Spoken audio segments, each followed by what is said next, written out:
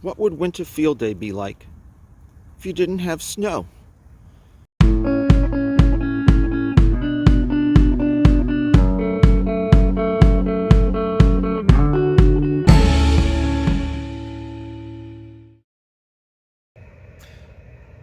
Hello, Mark, Alpha 3 Kilo, and welcome to Winter Field Day 2021. When I saw the information about Winter Field Day being the last full weekend of January, I decided, what the heck?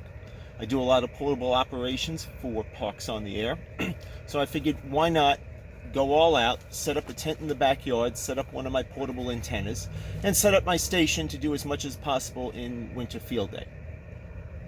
Well, of course, the band conditions are not the greatest. This is Sunday, January 31st. The second day, the event ends at 2 p.m. Eastern Standard Time. And so far, I ran from the start of the event, 2 p.m. Eastern Standard Time on Saturday, January 30th, to about 11 p.m. at night out here in the backyard in eastern Pennsylvania. So yes, it was chilly. It was down to 20 degrees outside. I am in my tent. I do have a space heater set up here in the tent, so that's helping to take some of the chill off. Hence, I can get by with just wearing a fleece right now. There is an interesting temperature gradient. It is can get up to about 56 degrees near the roof and 32 degrees at the floor. So my feet are freezing, but my head's just fine. So in the course of the first half of Winter Field Day that I did, I only worked 100 QSOs. Probably almost a half of them on Morse code, because that's how bad the band conditions were. It's very difficult to hear other stations. There were some stations that were calling CQ and were very loud. I could not always break the pile up, but I am just running, as you will see a little bit later in the video here, an Ultimax DX Stream 33-foot antenna. Nothing fancy, 2 radios on the ground. I am not using any of my home station equipment. I am using my, once I can get this camera to spin a little bit, I am using my ICOM 706 Mark II-G. I do have my Rig Blaster and Wind Keyer, voice keying and Morse code keying, and of course a laptop running N1MM with the Winter Field Day User Defined contest to log everything for it, rather than using a paper log or something like that. I debated long and hard as to whether I should run one of my generators. I have one of those little Harbor Freight 800-watt generators, which I used for Field Day last year, if you saw in my previous video. I also have what I call my big boy generator, 5,000 watts, a heck of a lot louder. But I decided, just to make my life a little bit easier in cleaning up and such, I'll just run off of house power, and I will not take the bonus points for 100% emergency power. The weather forecast: cold Saturday, Sunday evening, January 31st. We're forecast for a nor'easter here in Pennsylvania, somewhere between 8 and 12 inches of snow. As my daughter said, more than enough to lose a cat in. My cat is 13 years old. He's quite happy to just curl up on the bed and sleep. And he will not lift a paw to help me clear the driveways or anything like that. So the event's been interesting. It's nice to pull out the equipment. It's nice to have the full complement of the automatic external antenna tuner, the Rig Blaster to do the voice keying for me. I did run a bit, but I only got spurts in responses. But it does help save the throat and gives you a very consistent audio output. I do manually voice the call signs rather than have the come out of voice keying from the computer. The difficulty there is really getting those letters to sound even close to natural. So some of this video will show you the external setup. As I said, here's the table. I did bring out a guest chair so my wife can possibly join me, and my space heater. And one thing I just realized now I should have set up a little bit different was face the computer towards the red wall, because I have a very nice glare from the equivalent white wall on the other side of the tent on the screen here. It's more effort than it's worth right now to spin the table to have a red wall in back of me and cut down the glare on the screen. I'll just have to position my body enough to block that or tilt the screen a little bit better. You can probably hear I just have the radio left on 80 meters. That's what the band I finished up with last night. Where you would expect a lot of activity on 40 meters and such. Between CW and phone on 40 meters, there's almost no signals out there. That's, people are just going to bed early and such, and that's how bad it is. On my K3 in the home shack with the external pan adapter, I have come down and say, oh, I'm going to do a little bit at the radio and just look at this pan adapter's display. It's covering 50 or so kilohertz of the band, and it's just flat. There's no signals there, and the antennas are hooked up to the radio. So just rough band conditions, and hopefully solar cycle 25 will get back going real soon, and we'll have some decent propagation again, except for especially for the upcoming major contests. So I'll show you some of the external or the outside, what I've set up here for this operation. And really, I could have just set this all up on the picnic table if the weather was a bit more hospitable, but the tent gives me a little bit of shelter from the element and a little bit of ability to contain some of the heat from the heater.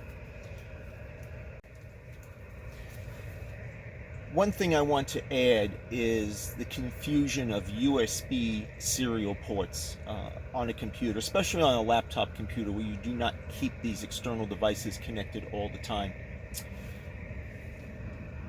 So the last time I used this setup, this computer with the rig blaster, and I did not have the WinKeyer set up at that time, was when I was operating portable in Black Meshannon State Park, Center County, Pennsylvania, for the Pennsylvania QSO party. I set up and wanted to get the rig blaster working here, and I need to use a USB to serial port to key the rig blaster to say, hey, it's time for push to talk to be depressed, and then the audio comes out. I had a very difficult time getting N1MM to properly configure with the serial port adapter. It's kind of hard to see right here, but I use a USB to 2 serial port adapters. So when I plug it in, I will get 2 COM port numbers, and the serial adapters, or the actual serial DB9 connectors at the end of this cable, are labeled S1 and S2 for serial 1 and serial 2. I have actually seen the situation where you would expect COM A and COM B, A to go to serial 1, B to go to serial 2. I have seen them reverse at times. It's inconsistent. I haven't figured out a pattern to what's going on there. What I do is, so I plug it in, I set it all up. I plugged in one serial port to talk to the ICOM 706, and with N1MM running, and N1MM just would not recognize that serial port and would not talk to the ICOM 706. It was driving me nuts, and what I finally figured out the solution is do not add serial ports to the computer with N1MM running. It does not seem that it can properly connect to the serial port. Bring up the serial ports, make sure you identify through Device Manager what port they were. Previously, the serial port was COM6. I plugged it in. It is now COM5. I then went in back after I restarted N1MM, brought up the configuration menu, changed it to COM5, and everything was working fine. Previously, before shutting N1MM, I did look that up and I changed it from COM6 to COM5, but it still could not find the serial port. So when I reset up everything this morning, I did bring it all in the house last night. I plugged all the serial ports in first, checked with Device Manager to make sure they came up as the same numbers, and then brought N1MM back up and running. I still had a problem with the rig blaster and keying, but it turned out I accidentally bumped the switch on it from auto into Vox mode, so it was not looking at the PTT signal on the ready to send line. I fixed that and everything is working like it is. But if you're setting up for a contest using N1MM on a laptop portable and connecting stuff together you don't always have connected to the laptop, bring up Device Manager, find out where these ports are, make a note of them, and then when you bring N1MM up and running, then configure everything and check it, and try to do so well before the contest starts rather than in the 5 minutes before the contest, which is not a good time. Don't ask how I know that.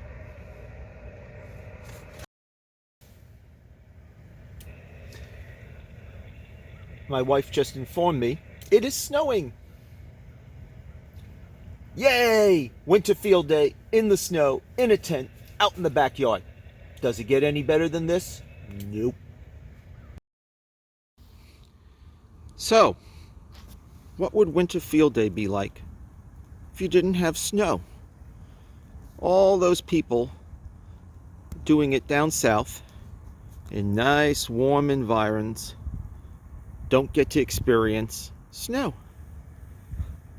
It's only accumulating. And we have a nor'easter on the way. Hey, doesn't get much better than this. Okay, just want to give you a little rundown of my setup here. Pretty much my portable setup that I use for Parks on the Air when I am in operating, say, from a campground and have a picnic table to work from. So I do have the MFJ power supply and a separate thing to charge my cell phone, which was running low. Since my wife is a ham, she has an HT in the house, so I have brought an HT out in case she needs to give me a shout. My ICOM 706, and that's been paired with an MFJ 949 automatic antenna tuner. It works very, very well. I am surprised. I was kind of hesitant to buy it. Now I'm very glad I did. The radio is able to tell it to go ahead and tune, and that it does. Forgot, had some tissue sitting here. For Morse code transmitting, or I should say Morse code keying, I have a WinKeyer USB. Especially handy last night when it was quite cold. The fingers were stiff, and so I did not need to. The M1MM would tell it to go ahead here, key this, and it would key it absolutely perfectly at the speed selected. A Rig Blaster, older model, and it's been discovered if you crisscross some of the connections inside, you can use it with the modular plugs that like the ICOM 706 uses. So the input becomes what was the output on the back, and the output becomes what was the input on the front. So that handles keying of the rig and voice keying coming out of the computer. I am using a separate USB sound card, so any sounds that the computer may make will not come out and go to the radio. So N1MM is set to use that for the voice output, and I can also use that as an audio input if I want to do a digital mode from the rig, but I'm not doing that today. My good old Heil Traveler headset, it's been had to have a few repairs to the connector over there, but it's working very well for almost 20 years. My old laptop, but it still works well. I just added some more memory to it, and I'm running N1MM Plus. And then finally, the blinking lights is a serial interface to the radio. The white cable is the USB interface to the WinKeyer, and the other cable is a serial USB to serial connection to the Rig Blaster. And some caffeine to keep me going, a little Zippo hand warmer to warm up the hands, of course a band chart because I never remember where all the band edges are for all the bands, and a light and another phone charger for the evening, and some cough drops too. Switch I worked out for the radio. I picked up that foot switch years ago, and it's really designed to press on the left side, which is this side over here, and you get one connection. Press on that side, you get a different connection, and I went inside of it and shorted the two sides together so I only can press it in either way. What I have found though is that edge there is pretty sharp and kind of difficult. And I relatively recently figured out if I turn it sideways, it works very well and it doesn't hurt the foot. So that's wired into the RIDI input jack, which also has a PTT connection on the back of the radio. So I just have to press that to key the rig when I want to talk on the microphone, and then I let N1MM and the Rig Blaster hand it when it's doing the voice keying.